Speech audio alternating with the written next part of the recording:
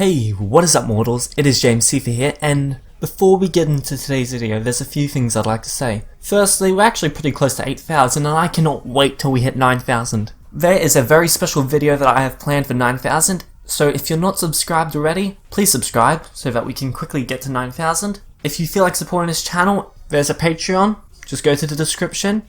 If you don't have money for Patreon, I understand. So there's another way that you can support the channel by liking each video, leaving a comment on each video and making sure that you're subscribed. Anyway, let's get into the video. What if Izuku Midoriya had the Omnitrix? Now, just as an idea, this kind of seems slightly out of place, but think about it. It kind of makes sense for Izuku, just for how creative and smart he is. So in this timeline, Izuku is still quirkless and he's bullied by everyone.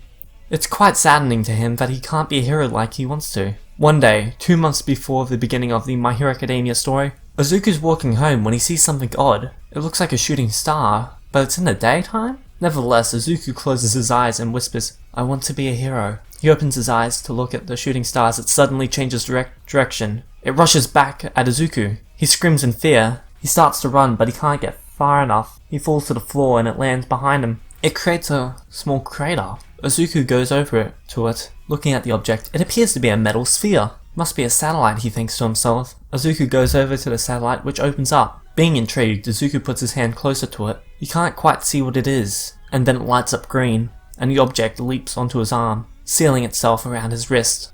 Izuku panics. He starts to shake his hand in fear. What is this? He tries to rip it off, pulling it off his arm, but nothing seems to work. He stops freaking out for a second, breathing heavily, and then tries to slowly calm himself down before looking at the object on his arm in interest. It looks like a watch. Izuku tries to pick up the pod, but it's too heavy for him. He then rushes home to try and examine the watch, to see if he can get it off in some way. He spends all afternoon and night trying to figure out how to get this thing off. It might be some sort of government tech, or even possibly alien. He gets out his notebook, taking notes on the watch, sketching it. The next day, Izuku goes to the desolate area where no one goes, the Deku beach. He starts testing out his watch, placing his hands in different ways to see if they could do anything. After a couple hours, Izuku slumps over. He gives up. It just seems to be some sort of piece of useless junk that he can't get rid of. He punches at it, slams it against the ground in anger, but then it seems to emit a green light. Izuku looks at his wrist again, which looks different. Where there was a green screen, there's now a black silhouette and it's now in a diamond shape.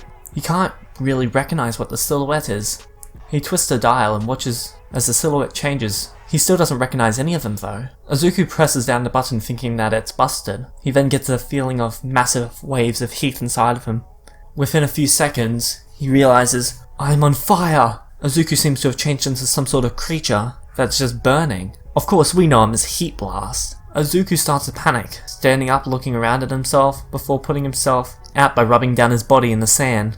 Quickly realizing that he's still on fire, the flames aren't going out. They're not getting any dimmer. As his hands flail through the air, fireballs come out of him, hitting broken cars, causing them to explode, and it flies into the air throughout the ocean. He stops flailing around. He doesn't want to cause any more damage. He tries to calm himself down. He then realizes, "I can shoot fire. The fire doesn't hurt." He raises out his arms towards the ocean and fires a fire beam into the water, watching in awe as it just turns to smoke and steam. This makes him smile. He can shoot fire. He's just sitting there watching as he shoots dozens of fire blasts. This is awesome. I'm just like Endeavor. Izuku starts running around, throwing trash around and blasting it with fire, having the time of his life. He even breathes fire and yells that he can be just like his father. He then stops and actually examines himself, looking at himself through a broken piece of glass. The thought hadn't gone through Izuku's head. He didn't realize that he had actually changed. He just assumed that he had gained fire powers. By looking in the broken piece of glass, he just sees some kind of monster. He feels horrible about himself. He realizes that he should have suspected something was wrong when the watch was gone.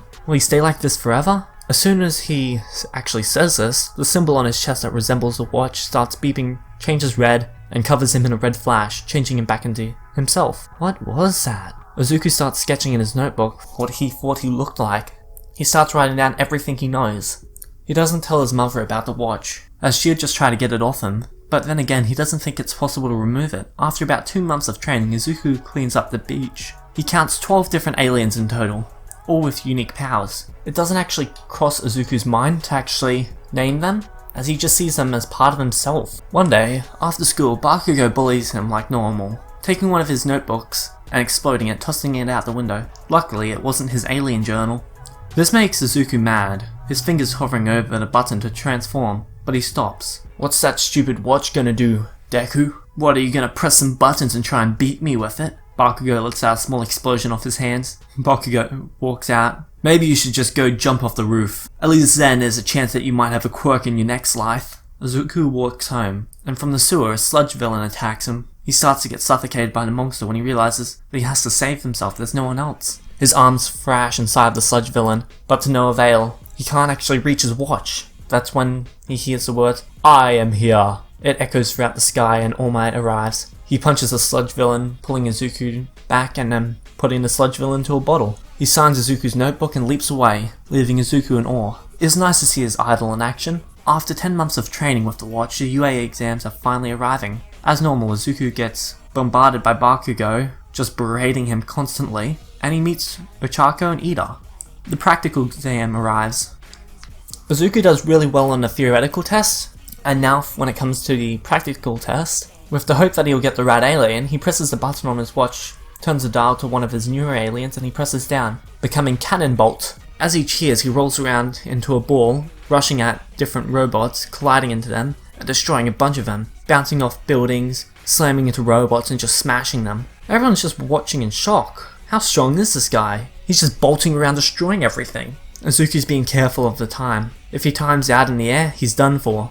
Despite being curled up into a ball, he can still hear. He hears a loud feminine cry for help. He opens up mid-air and sees Ochako trapped under some rubble. There's a big robot right above her. His hero instincts kick in and he almost immediately just launches himself over there. He rolls right over towards her, lands a few feet away from her, and right as he goes to grab her, he changes back. Not now, not now, not while this girl needs help. He could flee, he could save himself, but that wouldn't be what a true hero does. Though, through sheer instinct, he grabs a piece of rubble holding her down and lifts it up. The pain this causes his arms is just cancelled out by the adrenaline pumping through his veins. She flees, running off, and Izuku lets go, running as well. That's when he trips over, smashing against the ground. He pushes himself back up, hearing the robot thudding towards him. He turns over to just see a huge foot above him. Both Izuku and Ochako scream in fear. Izuku raises his hand above him, hoping that it'll stop. The foot comes clashing down, colliding against the Omnitrix.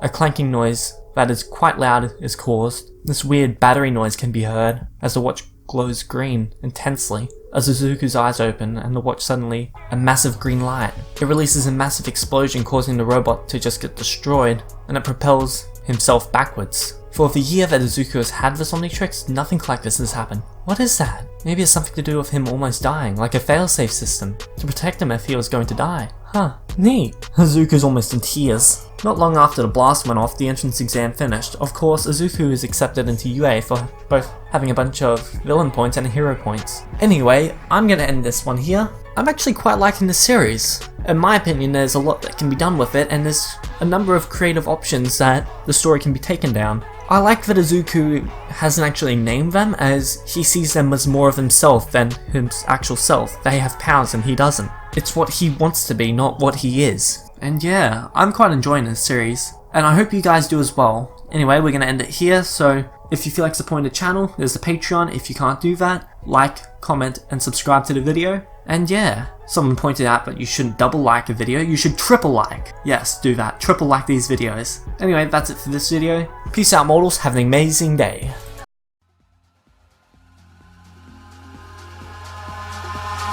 Eyes in the sky, gazing far into the night. I raise my hand to the fire, but it's no use, 'cause you can't stop it from shining.